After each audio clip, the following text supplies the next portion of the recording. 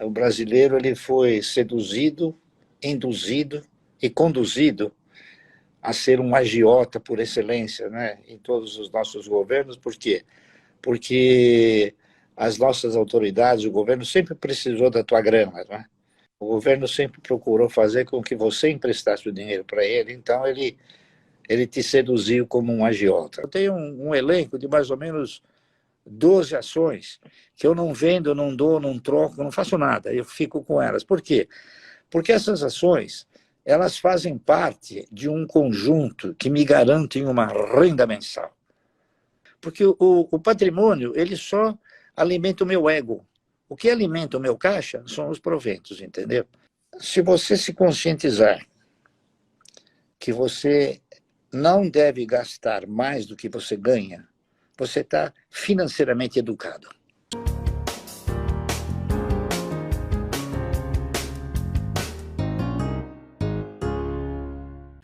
Estou aqui para conversar com Luiz Barsi Filho, que é idealizador do projeto Ações Garantem o Futuro. Só quero ver se ele é capaz de me ensinar isso, porque eu sou péssima em investimentos.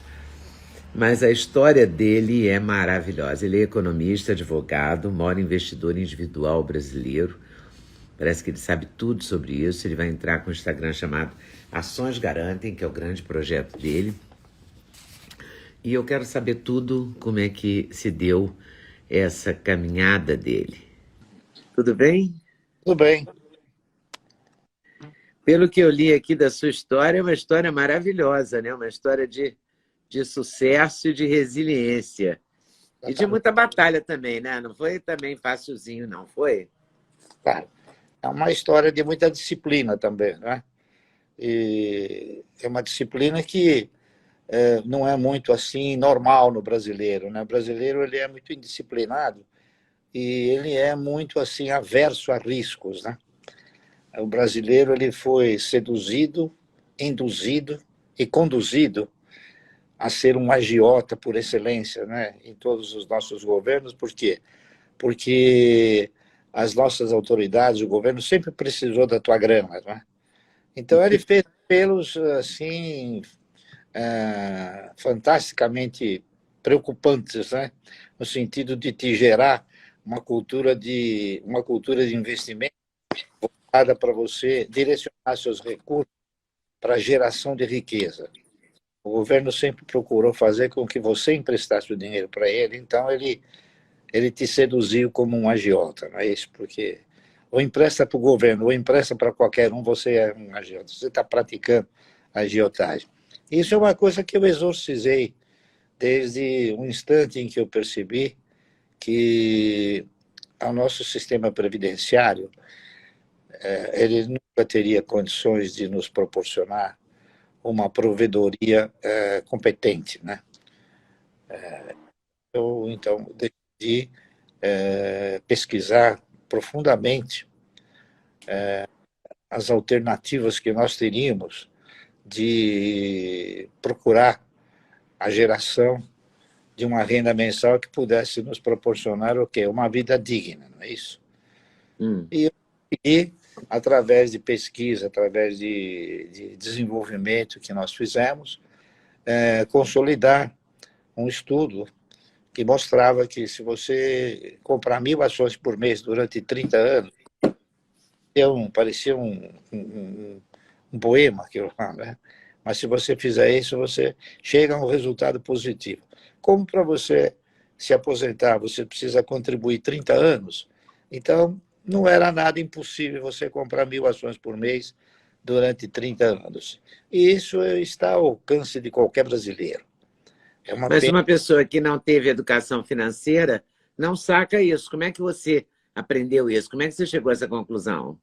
Não, eu aprendi pesquisando, evidentemente, não é? Eu me formei e a formação que a gente conseguiu alcançar te permitiu, né?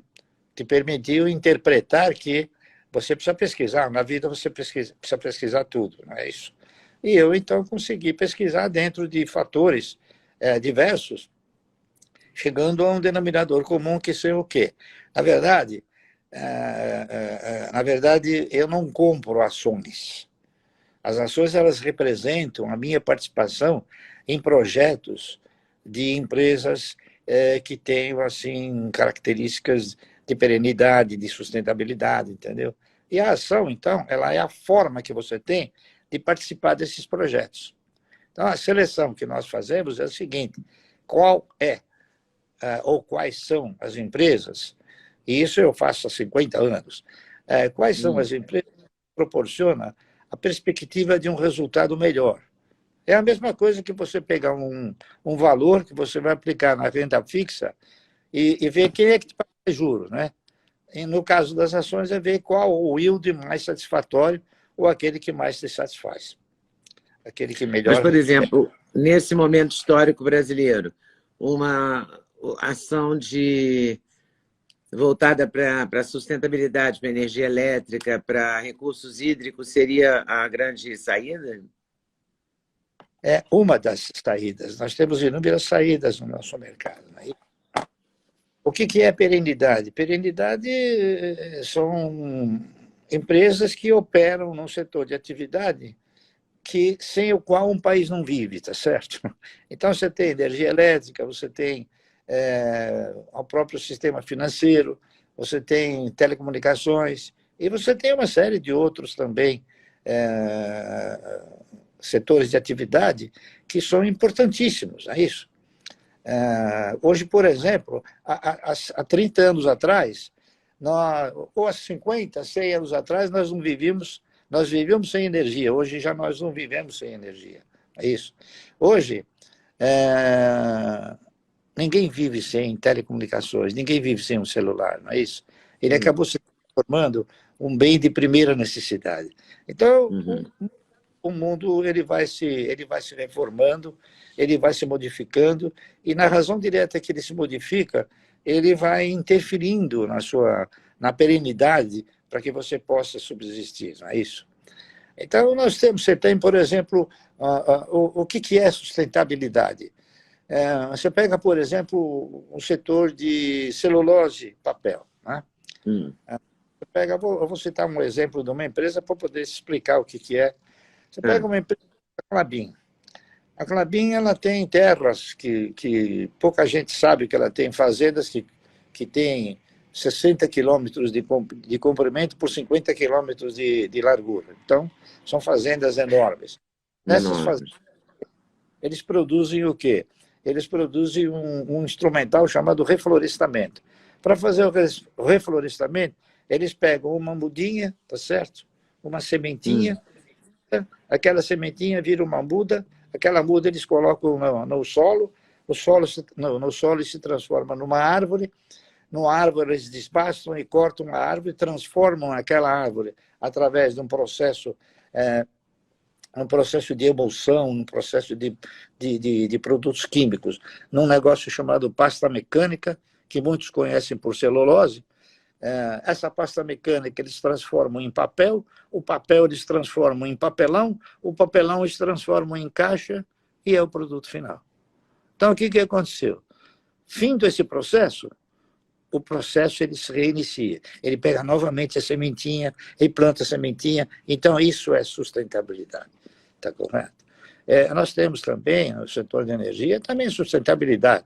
É que o setor de energia ele já tem uma situação diferente. Nós temos três segmentos no setor de energia. Nós temos geração, que existem inúmeras matrizes de geração, tem hídrica, tem eólica, tem solar, não é isso?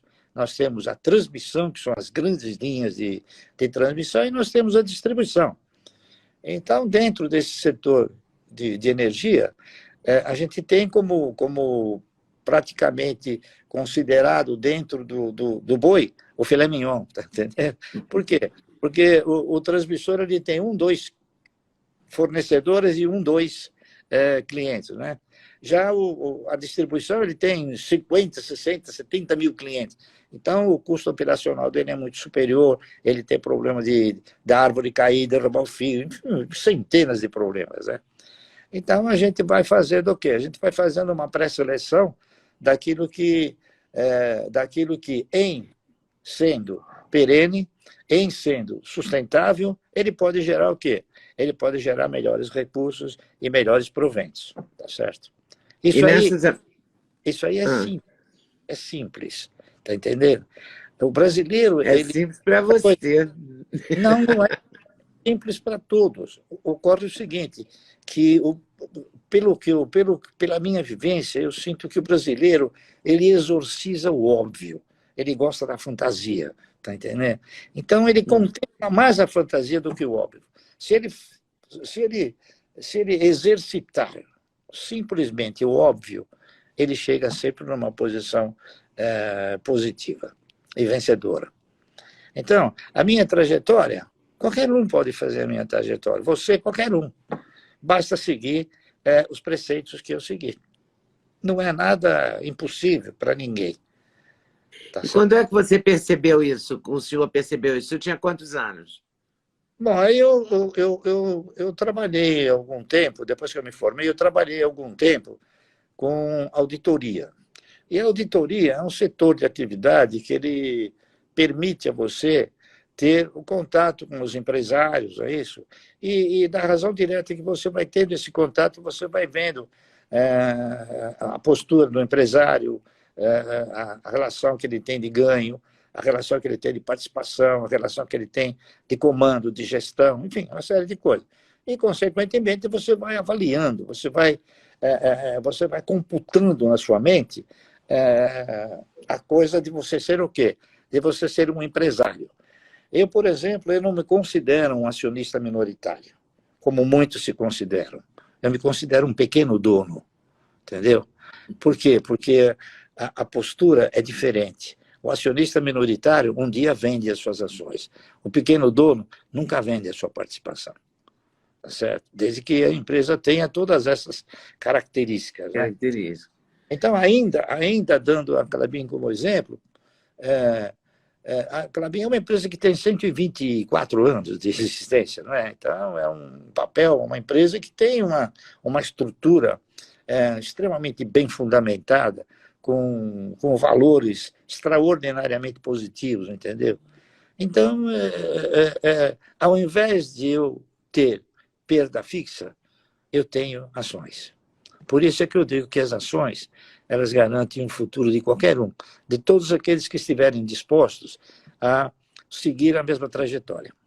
Mas você, então, não vende nenhuma ação. Então, você reinveste o dividendo ou você usa o dividendo para viver? Não, o dividendo para viver, eu teria que viver diariamente indo para a Lua, não é? Se eu tivesse que gastar. Mas não dá para gastar tudo, tá entendendo? Então, o que você faz? Se foi constante no passado e tem sido bastante afirmativo no futuro, por que eu vou mudar? Eu não mudei nada. O que eu faço agora, eu faço desde 1970, 71, a mesma coisa, tá certo? Porque quando você encontra um caminho positivo, por que mudar, não é? Tá certo? Mas você faz a mesma coisa como? Você compra ações do mesmo tipo de companhia? Exatamente. Eu vou comprando ações, vou engordando a carteira, tá entendendo? Por exemplo, eu tenho um elenco de mais ou menos 12 ações que eu não vendo, não dou, não troco, não faço nada, eu fico com elas. Por quê? Porque essas ações, elas fazem parte de um conjunto que me garantem uma renda mensal. Tá certo? E se você fala em renda mensal, por que você vai vender? Tá entendendo? E chega um determinado momento também que é impossível você vender. Eu vou te dar um exemplo. Há muitos anos atrás, e outro, eu tenho ações desde 30, 40 anos, né? Eu tenho ações do Banco do Brasil que eu comprei a 60 e poucos centavos. Né? Se eu for vender agora, que não é interessante, eu tenho que pagar um volume de impostos que eu vou contemplar o governo sem nenhum mérito para esse país. E outra, vou perder dinheiro. Entende? Então, eu mantenho as ações. Por quê? Porque, como outros papéis, o Banco do Brasil, ele me oferece permanentemente proventos, dividendos, juros sobre capital próprio. Então, ele me sustenta, ele sustenta o meu caixa. No mercado, existe um fator que eu aprendi a respeitar. É exorcizar o patrimônio. Está entendendo? O que vale no mercado não é você cultuar o seu ego, dizendo, oh, meu patrimônio é esse. O patrimônio de nós que operamos em ações, não é isso? Ele, por incrível que possa parecer, ele, com as oscilações de mercado, ele muda 300, 400 milhões. Está entendendo? Isso não me abala. Por quê? Porque o patrimônio ele só alimenta o meu ego. O que alimenta o meu caixa são os proventos, entendeu? Então as pessoas se atemorizam. Por quê? Porque a bolsa caiu. Está entendendo? Então o patrimônio diminuiu. Mas acontece que ele não vendeu, eu não vendi. Então daqui a pouco o mercado volta e os papéis sobem novamente. E você tem que ter esta visão, esta tranquilidade. Então, a paciência é uma virtude fundamental para esse tipo de negócio. Claro. São dois Você fatores. não pode ser afoito. Ai, a bolsa está caindo, ai, a bolsa vai cair amanhã, vou vender hoje. Não, não pode apavorar, você tem que ficar Não. na maciota. Você tem dois procedimentos que são importantíssimos. Um você citou, é a paciência. O primeiro deles é a disciplina. Está entendendo? Você tem que ser disciplinado e, ao mesmo tempo, você sabe que o mercado de valores é um mercado que ele não te enriquece do dia para a noite. Tá certo? A empresa ela não se transforma do dia para a noite. A empresa ela vem dentro de um esquema operacional e dentro desse processo operacional ela vai registrando os seus resultados, suas vendas e assim vai crescendo. Então, disciplina e paciência são dois fatores fundamentais e depois você tem que, ao longo do tempo, você vai aprendendo primeiro a administrar os seus egos e depois a controlar os egos, entendeu? É uma coisa que a gente precisa fazer. Controlar egos é uma coisa que não te leva a impulsos inconsequentes. Tá entendendo? Por exemplo? Por exemplo, você fazer um negócio qualquer sem estudar, sem analisar, sem avaliar. Tá entendendo? Eu nunca faço um negócio sem avaliar. O camarada pode ser o melhor vendedor do mundo, ele não vai conseguir me convencer. Eu vou me convencer, não é ele que vai me convencer. Então, tem uma coisa, você vai aprendendo a partir do instante em que eu determinei uma prioridade, tá entendendo? Isso foi em 1970, 71, eu cheguei numa conclusão, falei, bom, eu tenho que estabelecer uma prioridade, tá certo? Qual vai ser minha prioridade? Minha prioridade será constituir uma carteira de renda mensal, tá certo? Então, cada vez que eu fui sempre fazer um negócio, eu perguntava para mim mesmo, Márcio, me diga uma coisa, isso aí é a sua prioridade? Não, então não faça, tá entendendo? Deixa para fazer com a sua prioridade. E simplesmente assim eu fui tentando administrar os meus procedimentos e hoje eu sou um camarada que não preciso nem controlá-los, eles vão por si só. Tá certo? E como é que você define uma prioridade? O que era prioridade para você em 70, 71? A minha prioridade era constituir uma carteira de renda mensal. Por quê? Porque naquela ocasião, não sei se você teria lembrança disso, o mercado atravessou um período em que os fundos de pensão, eu vou citar alguns, tinha o Pereira Barreto, Providence, Montepio da Família Militar, GBUX, todos esses fundos começaram a quebrar.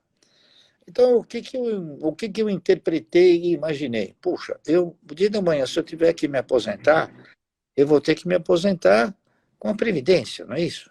E a Previdência, eu fiz um estudo e cheguei na conclusão que depois de 30 anos, eu sempre fiz estudos assim longos, né?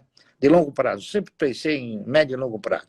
Fiz esse estudo de 30 anos, o cidadão contribuindo 30 anos para a Previdência e alocando também os valores que correspondiam à empresa, e cheguei numa conclusão terrível, que todo aquele montante, ele não reunia um valor para aposentar aqueles 10 durante mais de 3 anos. Então eu cheguei e falei, pô, mas a Previdência é um negócio que vai ter problemas no futuro, né? Então, o que eu fiz? Eu tentei buscar onde eu poderia formatar uma previdência, está entendendo? Que seria essa carteira de renda mensal, e eu busquei o quê? As empresas. E para mim poder participar das empresas, teria que ser através do quê? Teria que vir através das ações. E para que houvesse, assim, uma longevidade, não é isso? A minha carteira de ações teriam que ser ações de empresas que estão no setor perene, correto? Esse estudo que eu fiz, ele foi um estudo interessante, porquanto, conforme eu já disse, o pecúlio originado por essa estrutura de previdência, ele não dava para aposentar o cidadão há mais de 3 anos, 2,8, 3 anos, não é isso? Então, eu analisei e pensei o seguinte, bom, o que é uma previdência? O que é a previdência? A previdência é uma estrutura de provedoria, tá certo? Ela provém o indivíduo de um recurso mínimo para ele viver.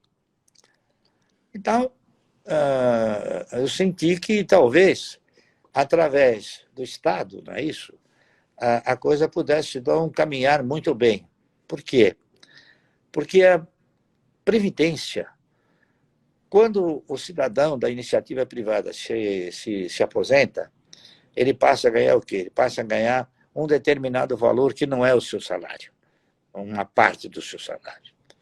Entretanto, quando um funcionário público ele para de trabalhar, ele não se aposenta. Você sabia? Ele continua ganhando salário. Sim. Então, o que acontece?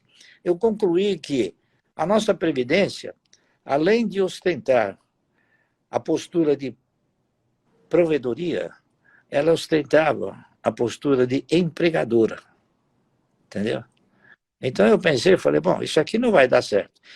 Então, o que eu consegui provar? Eu consegui provar uma coisa. Não fui eu que criei, eu apenas e tão somente mostrei que existe. Eu mostrei que existe o quê? Uma previdência sustentável. E essa previdência sustentável, ela pode se processar através do quê? Através da empresa ser a sua previdência, e não o Estado. Então, eu procurei desenvolver esse critério, essa postura de que seria muito mais interessante para o cidadão ele ser aposentado pela empresa do que pelo Estado. E foi o que eu fiz. Eu me aposentei pela empresa e não pelo Estado. Simples, né? Simples. É o ovo do Mas colono. muito bem sacado, né? Você sacou Tá. bem, né? Não, aqui é estudo, você vai estudando, vai desenvolvimento. Tudo isso é uma questão de nós estudarmos, está correto? As pessoas também podem estudar. Agora, você também não precisa estudar. Basta seguir os meus passos. Está entendendo? Aí. Tá certo? Então, às vezes... Você já estudou, né? Você estudou então... por gerações, né? Então, agora, como é que segue os seus passos? Quer dizer, quem não tem talento assim, para sacar qual é a melhor ação, qual é a ação que vai render mais dividendo, vai te dar uma renda mensal? Isso é o que a gente procura fazer e desenvolver. E você dá uma assessoria? Você faz assessoria? Como é que você funciona? Eu faço o seguinte, eu não é que eu dei uma assessoria nem uma consultoria. Eu sou economista, por si só, eu sou um consultor econômico financeiro independente. Então, o cidadão pergunta para mim, poxa, Barcê, eu queria seguir aquilo que você fez. Eu falei, bom, eu não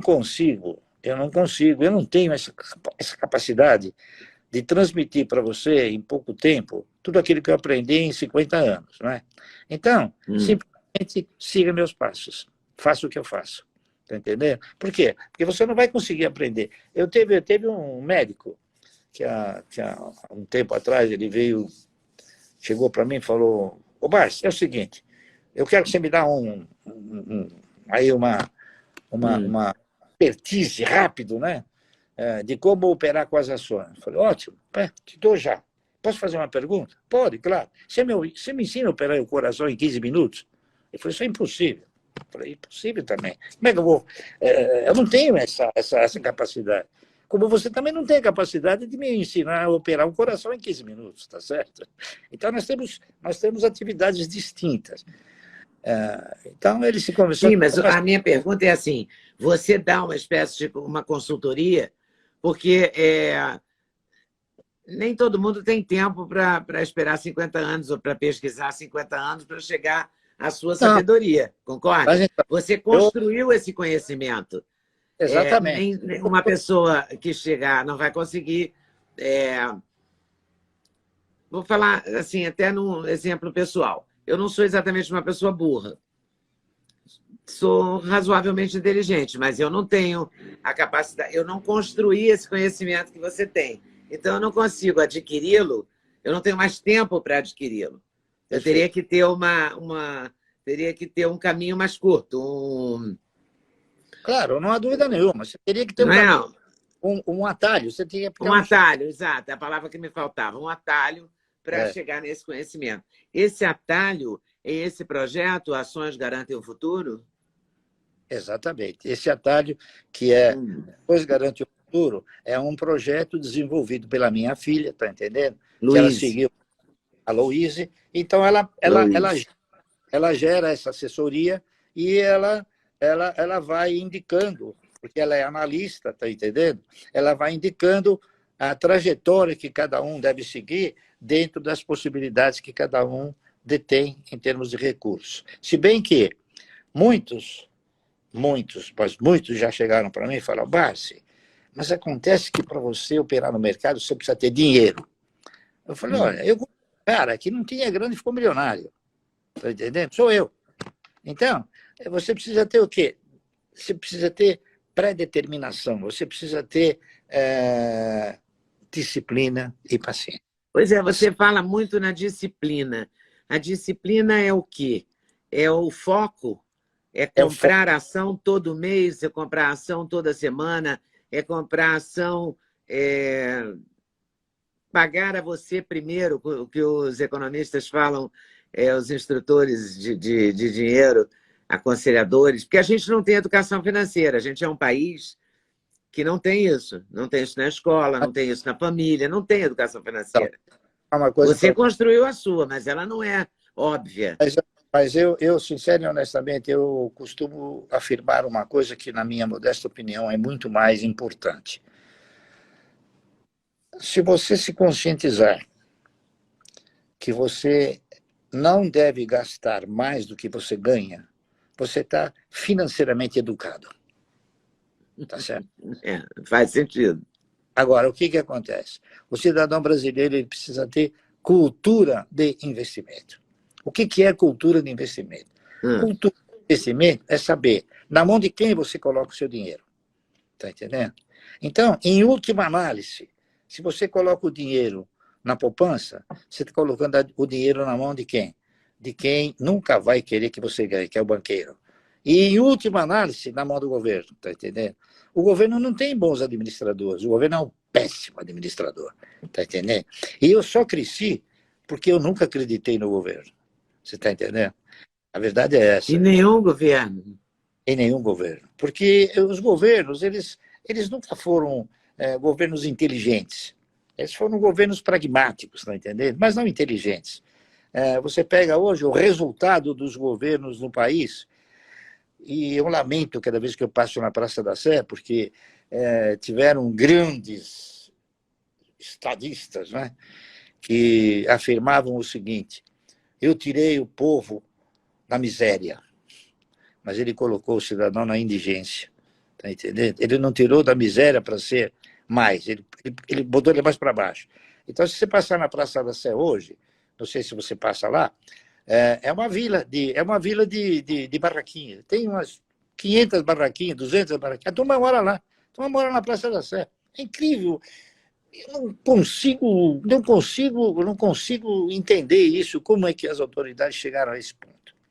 Então, nós somos um país, ainda há pouco tempo atrás eu disse isso, e tem grandes economistas, como Aurelos, desse tamanho, está entendendo? Mas nenhum deles chegou onde eu cheguei. Por quê? Porque a grande maioria dos economistas, os grandes economistas, se você pegar hoje, a maioria deles são aposentados do Estado. Você entendeu? Eu não sou aposentado do Estado, eu não vivo do Estado, tá certo? E outra coisa, Oleda, o nosso Esse país, é um grande orgulho seu, né? meu, Não viver do Estado é um orgulho seu, é um orgulho meu. não E é? se algum dia alguma chegar para mim e falar, Bart, você quer ser ministro? Eu falei, eu não, você está louco, eu não quero ser ministro, tá entendendo? Eu quero ser eu, tá entendendo? Porque o cidadão ministro, ele não consegue desenvolver a sua cultura, a sua inteligência, a sua competência gestorial. Por quê? Porque você tem um bando de pessoas atrás, né? Você tem o cara que é deputado pelo Roraima. Em Roraima não tem escola, não tem indústria, não tem comércio, não tem nada. E o cara vem aqui dar palpite, vem na nossa legislativo, né? Dá palpite, como faz isso, como faz. Não, ele pode contribuir. Então é muito difícil. Por Então, eu isso que o Paulo Guedes não está dando certo, digamos assim? Não, o Paulo Guedes, eu acho que ele tem muita coisa que ele não conhece, você está entendendo? E ele nem quer conhecer, porque a gente já tentou, eu como presidente do Conselho Regional de Economia, que é um dos conselhos mais importantes desse país, se não o mais importante, a gente já tentou ajudá-lo, não é isso? Mas ele tem uma orelha tão forte, tão grande, né, que ele acha que ele é o melhor de todos, está entendendo? Ele tem excesso de ego. Eu também acho que ele tem uma postura que ele acha que só ele sabe, entendeu? Então, ele não compartilha, pelo menos pelo que eu tenho observado, né? Então, nós temos o seguinte, Oleda, provavelmente, não sei se você vai concordar comigo ou não, mas há pouco tempo atrás eu estava também num bate-papo, né? E eu dizia o seguinte: o nosso país nunca teve um plano econômico, tá entendendo? Nós tivemos apelidados de planos, o Plano Real, o Plano Collor 2, o Plano Collor 3, enfim, mas nunca foi um plano. Sempre foram o quê? Conversões monetárias. E uma delas, que foi a mais famosa, que foi aquela proporcionada pelo Fernando Henrique, né? Ele fez duas conversões monetárias sucessivas. Uma quando nós tínhamos o Cruzeiro, que ele criou a moeda chamada Cruzeiro Real, você deve lembrar, não é? Aí, Sim. conversão de 1.000 por uma, e logo em junho ele fez uma conversão de 2,76 por uma. Então ele fez uma conversão de 3,76. Isso representou o quê? Representou um fator psicológico tão assim, tão inconsequente, que ele criou o real mais forte que o dólar. Tá certo? Eu não sei se você se recorda. Era um por um, né? E você, com 80 centavos de real, você comprava um dólar. Incrível, né? É uma fantasia, tá certo? Então, os nossos economistas sempre fizeram isso, tá certo? Agora, grande parte deles ainda são assim. Eles são praticamente pessoas que gostam de cargos, entendeu? E eu digo que eles são PhD em olerite, entendeu? O negócio deles é olerite, entende? Então, o negócio deles é cargo, é cargo. Eu não quero cargo. Eu gostaria de ajudar o governo sem ganhar nada, tá entendendo? Mas não consigo. Eu não consigo, entendeu? Como é que você ajudaria o governo? Mostrando Porque a gente está vivendo, a gente está num momento de uma inflação altíssima, uma situação dramática, todo mundo brigando por causa dos combustíveis, do preço do combustível, do preço da energia, do não sei o quê. Não é? A gente está num momento caótico. Sim, você vai alcançando momentos caóticos por causa de detalhes, claro, né? Se você gasta mais do que você ganha, você entra num parafuso de rosca sem fim, tá certo? Se você passa a ganhar mais do que você gasta e você passa a ter o quê? Capacidade de investir, então você passa a ter o quê? Você passa a ter uma propriedade maior em desenvolver. Você veja bem, o governo ele nunca fez uma reforma tributária. O governo sempre fez remendos tributários, que é muito diferente, né? Uhum. E cada vez que ele fazia um remendo e faz um remendo, ele aumenta o imposto, tá entendendo? E, lamentavelmente, há uma visão tão caótica nesse sentido, que quando ele aumenta o imposto junto à produção, ele tributa a produção e tributa o consumo. Existe um negócio nesse país a sensação que eu tenho é que o Guedes não sabe disso. Está falar, mas ele ignora. Queria tributar a especulação, que é desenfreada no país. Eu não sei se você sabe, mas se você não sabe, eu vou te contar. O cidadão brasileiro, quando nós adquirimos uma ação e obtemos um ganho, tá certo? Então, nós temos um tributo de 15% a ser pago sobre os ganhos auferidos em ações, pessoas físicas. Os fundos, eles compram e vendem ao sabor dos seus interesses e não são tributados, você sabia? Coitado, o Paulo Guedes não sabe disso. Entendeu? Então, a Bolsa negocia, já chegou a negociar, agora está um pouquinho menos, ela já chegou a negociar 40 bilhões por dia. Então, por que você, pessoa física, tem que pagar 15% e o fundo não tem que pagar? É uma pergunta. Mas ele não sabe responder. As autoridades, em geral, não sabem responder. Por quê? Porque quem manda no mercado não é o governo, é a Bolsa. A Bolsa e a CVM. Então, a Bolsa, ela é quem manda os seus recados, os seus administradores para a CVM. Então, ela domina a CVM, tá entendendo? A verdade é essa. Entendeu? Então, não há... E aí ela não deixa mudar esse quadro. Não, tem que mudar, lógico, isso não há dúvida nenhuma. Sim, mas ela não deixa, ela atua ao contrário, ela não deixa esse quadro mudar. Provas disso, eu não tenho prova, mas eu chego na conclusão seguinte. Por exemplo, inúmeros funcionários, ex-funcionários da Bolsa, já foram presidente da CVM. Quando não é um funcionário da Bolsa, a CVM que, por trás, ela indica. Então, ela praticamente está controlando, né? Deixa eu te falar uma outra coisa. Então, quem manda na economia do Brasil é a CVM? Não, a CVM não manda na economia, ela manda no mercado. É diferente. A economia é uma coisa e no mercado é outra. Quem manda na economia, quem deveria mandar na economia seriam os economistas, é isso, os administradores, os gestores. Mas, infelizmente, não há essa sintonia, entendeu? Então, você tem setores que você precisa controlar. O mercado de valores é um deles. Deixa eu falar um negócio para você que acho que o Guedes também não sabe. É o seguinte, se você alugar uma casa, você pode vender? Não. Não, claro, você está praticando o quê? Um estelionato, é isso? Se você alugar um automóvel, você pode vender? Não. Também não. Se você alugar um equipamento industrial, um equipamento agrícola, você também não pode vender. Mas se você alugar uma ação, você pode vender, você sabia?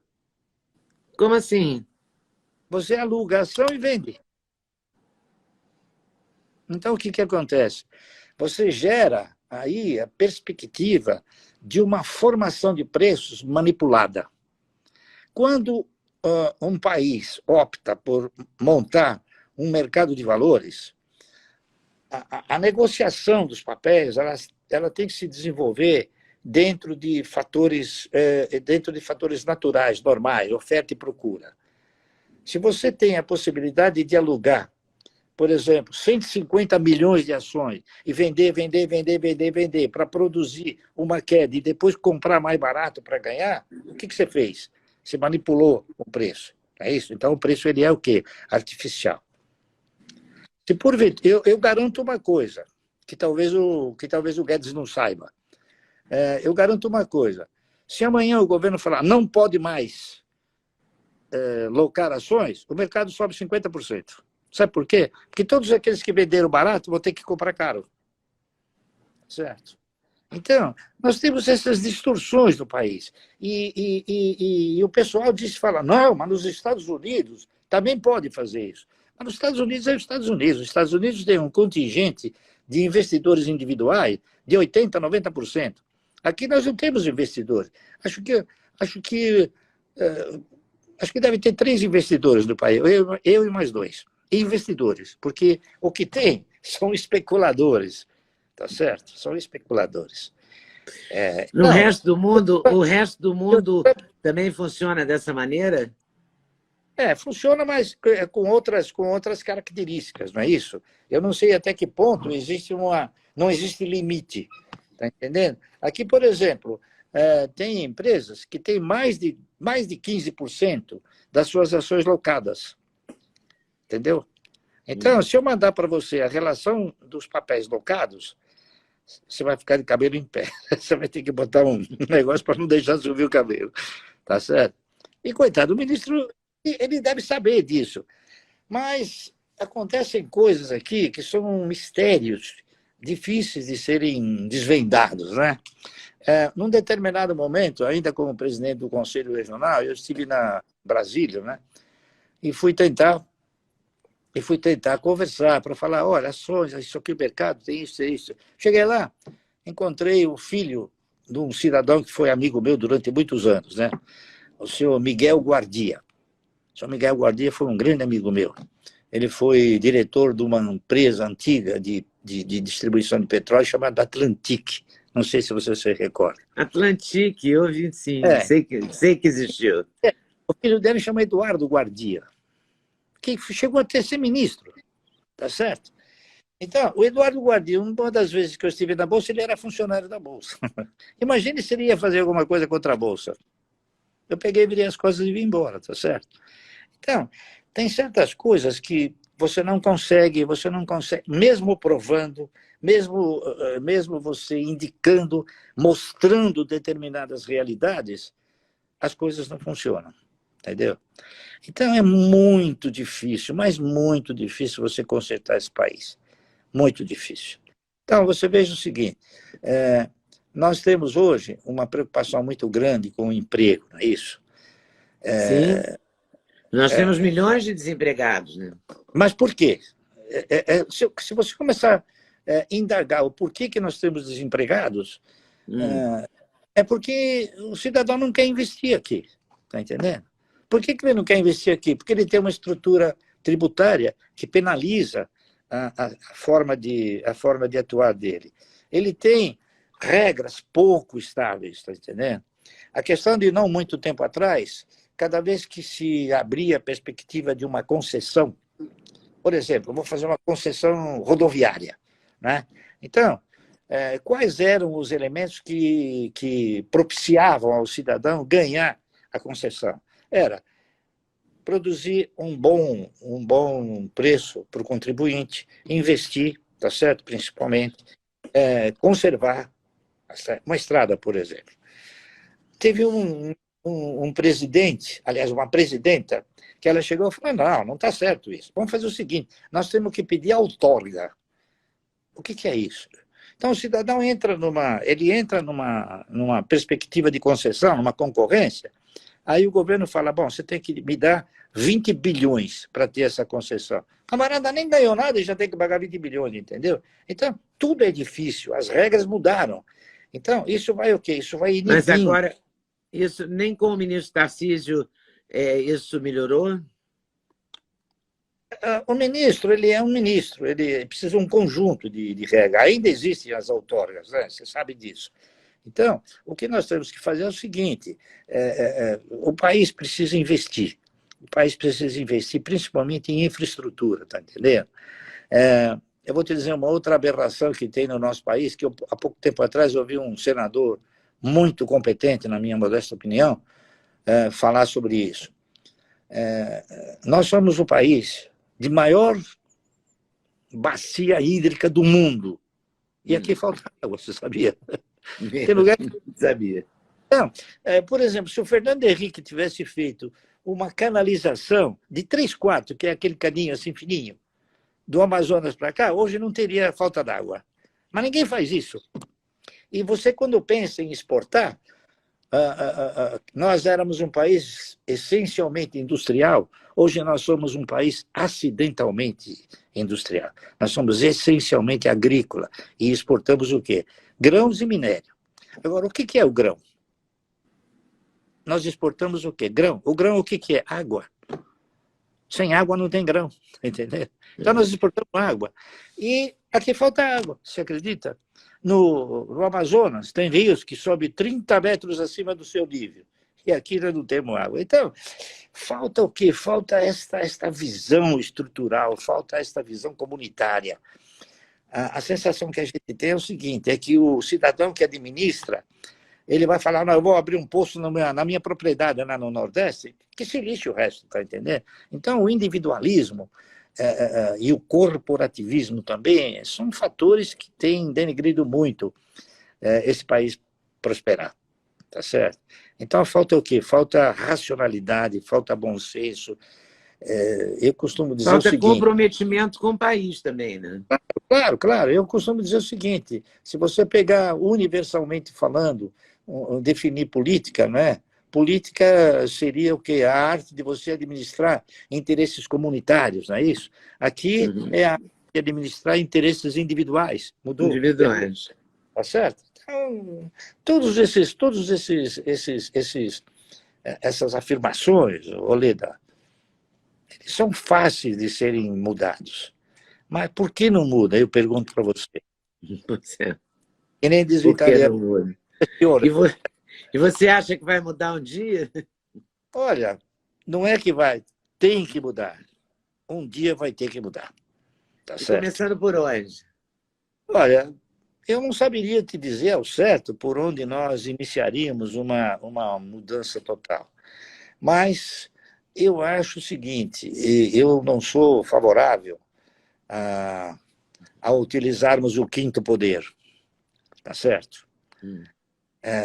O quinto poder é a arma, tá certo? O primeiro poder é o executivo, o segundo é o legislativo, o terceiro é o judiciário, o quarto é o poder econômico e o quinto é a bala, tá entendendo? Não sou. Mas a maioria dos países que tiveram que recorrer à bala, eles acabaram modificando. Eu perguntaria a você o seguinte, eu sou um democrata, porque acho que o melhor sistema de governo que tem ainda é a democracia. Mas eu não posso deixar de admitir o seguinte, esse país viveu momentos muito, muito assim, tranquilos, de prosperidade, de crescimento, quando houve uma intervenção militar. Está entendendo? Eu não sou favorável à intervenção militar, mas é uma realidade. Então, eu não sei se talvez a gente tivesse que exercitar uma autoridade mais consistente, tá entendendo? Sem ser militar, entendeu? Porque o cidadão pode ser ele pode ter autoridade sem ser militar, tá entendendo? Sim. É isso aí. Então eu acho que falta esta autoridade, né? Falta pulso, né?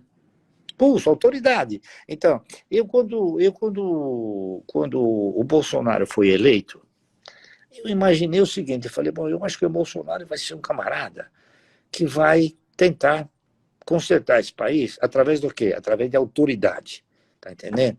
Mas, lamentavelmente, eu me equivoquei.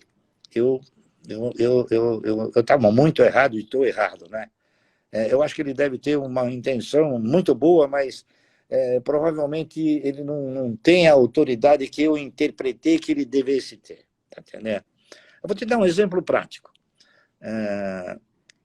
Eu fui e sou ainda acionista de uma empresa chamada Eternit. Essa empresa chamada Eternit, ela tem uma mina de amianto. Então, um dos principais concorrentes da Eternit, que se chama Brasilite, eu vou dar nome aos bois, porque senão a gente não consegue falar uma coisa certa. Eles tiveram sempre o interesse em banir o amianto. Por quê? Porque a França, eles utilizavam também o amianto, mas a França baniu o amianto. O amianto ele tem vários tipos de amianto. Na França existe um amianto chamado anfibólio, que é um amianto escuro e tem um grau de cancerigenidade muito grande.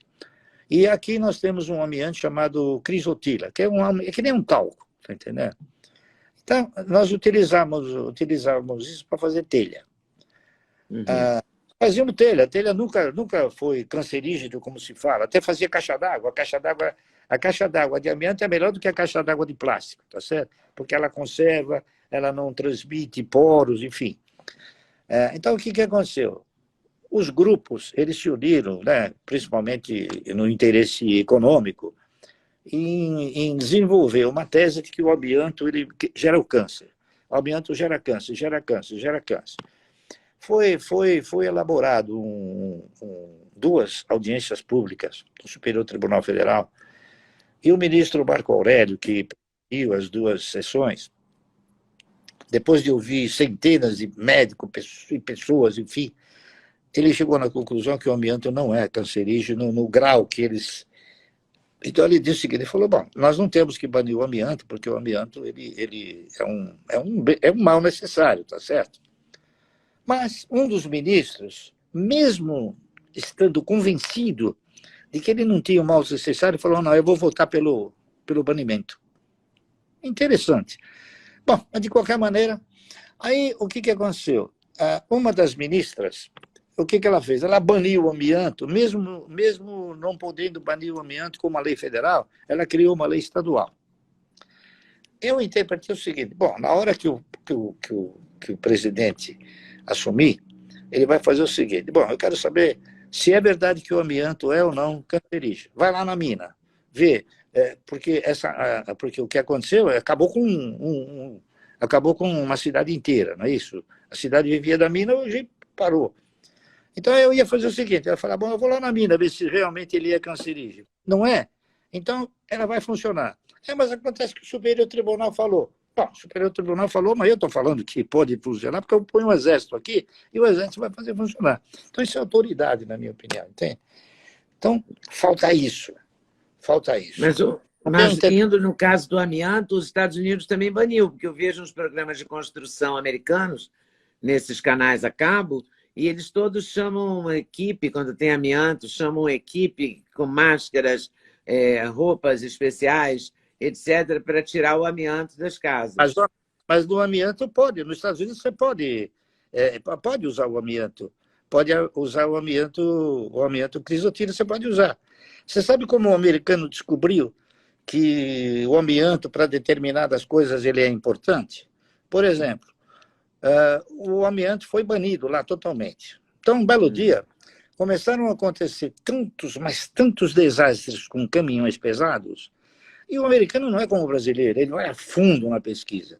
E ele chegou na conclusão que a lona de freio tinha que ser de amianto, não pode ser de produto de petróleo. Por quê? Porque o produto de petróleo ele esquenta e vidra, e vidrando ele não para. Então pode usar o amianto para pôr lona de caminhão. Aqui, talvez, esses grandes desastres que acontecem com os caminhões, seja por causa disso, porque você não pode usar o amianto na lona de freio. Você entende? Então, tem coisas que precisa pesquisar, precisa analisar, precisa...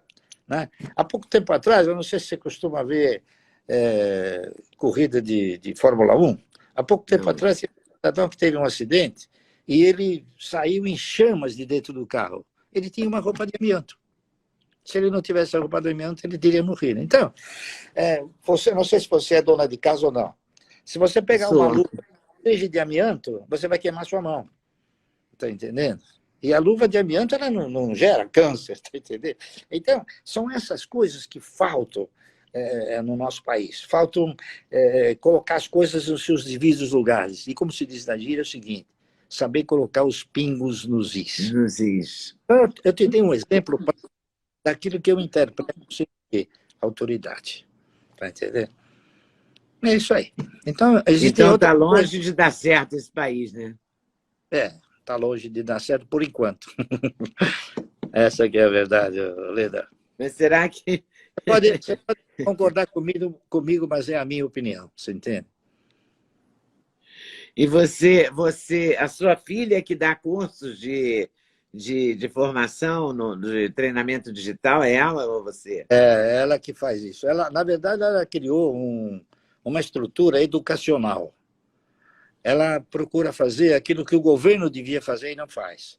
É educar o indivíduo para investir na geração de riqueza. É o que ela faz, que é o que eu faço. Tá certo? É que você faz a nível pessoal e ela desenvolveu uma Ela já ferramenta. porque ela Né? é nova, ela tem mais garra. Eu já estou com 83 anos, então a idade, né? A idade faz com que a gente não tenha a mesma garra, né? Mas O você mesmo continua comprando ações continuo. todo Comprar. dia? Não, todo dia não. Sempre que eu. Veja uma diferença que eu costumo dizer, e eu acho isso daí uma definição importante. A definição universal de mercado de valores, mercado de ações, é que mercado de ações é um mercado de risco. Está entendendo? Eu concordo com isso. Está entendendo? Mercado de ações, no mundo inteiro, praticamente é um mercado de risco. Só que no nosso país, a definição é diferente. Nós não somos um mercado de risco, nós somos um mercado de oportunidades. Por quê? Você sabe definir o risco em ações? Como é que você define o risco em ações? O risco em ações você define da seguinte maneira. Todos nós temos, somos dotados de bens, valores, direitos e obrigações, não é isso? A empresa está dotada de bens, valores, direitos e obrigações. Só que como a empresa tem um capital representado por ações, você divide toda essa estrutura de capital pela quantidade de ações e você tem um negócio chamado valor patrimonial da ação, certo? Então, se você tem um valor patrimonial de uma ação que vale 1 e você paga 10, você assumiu um risco 9 vezes superior ao que ela efetivamente vale. É isso? Mas quando você tem uma ação que vale 1 e você paga 50 centavos, você não tem risco. Está entendendo? Sim. Exemplo prático, o Banco do Brasil, por exemplo. O valor patrimonial de uma ação do Banco do Brasil é R$ 50,20. Sabe quanto ela custa? 30. Você tem risco em comprar ações do Banco do Brasil? Não. É muito menos arriscado comprar Banco do Brasil do que você colocar o dinheiro na mão do banqueiro. Entendeu? Aplicar na poupança. Entende? Então, esta cultura que falta para o cidadão brasileiro. E esta cultura é uma cultura que o banco não quer. O banco não quer. Não incentiva. O banco te aterroriza, ele fala, você vai comprar ações, você vai perder, você está louco, você vai virar pó, enfim. Não é nada disso, mas ele faz para você direcionar o dinheiro para ele, tá entendendo? Então você tem que ter o quê? Não é assim, vamos supor, você saber se vai gastar mais ou não. Você tem que ter cultura de investimento para saber o que ele está falando, ele está te ludibriando. Você tem que ter essa cultura. E vou dizer uma coisa para você. Tem que construir o conhecimento. Exatamente. Sem o conhecimento, você não faz nada. Não faz nada. Agora, quando você não tem o conhecimento, você assimila o conhecimento com terceiros. Não é isso? Você se aconselha com terceiros. Essa que é a realidade. Né? Olha, eu briguei tanto para que nós fôssemos um país que tivesse um universo de investidores individuais capaz de proporcionar que nós nos aproximássemos da forma americana de ser. Né? Olha, de vez em quando eu digo, é por isso que os Estados Unidos é o que é e nós somos o que somos. Lamentável, mas é a grande verdade. Lamentavelmente.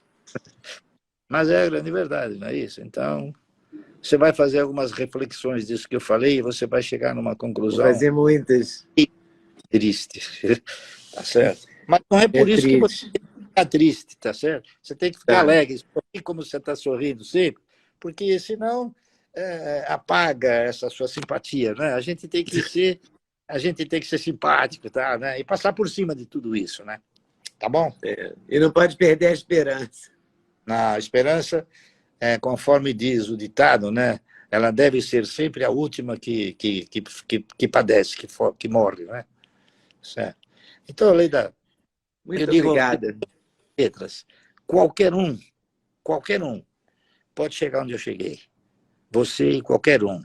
Basta seguir os mesmos passos. Tá correto? Confesso aí. que foi uma aula. Eu Muito espero obrigado. ter aprendido. Oh, claro, eu tenho absoluta segurança que você assimilou, né? Tá bom? Muito Tá bom. prazer, Muito obrigado. prazer. Muito obrigada pela sua paciência, pelas suas explicações, pelo seu ponto de vista. Ok, mais uma vez, obrigado. Tchau. Obrigada.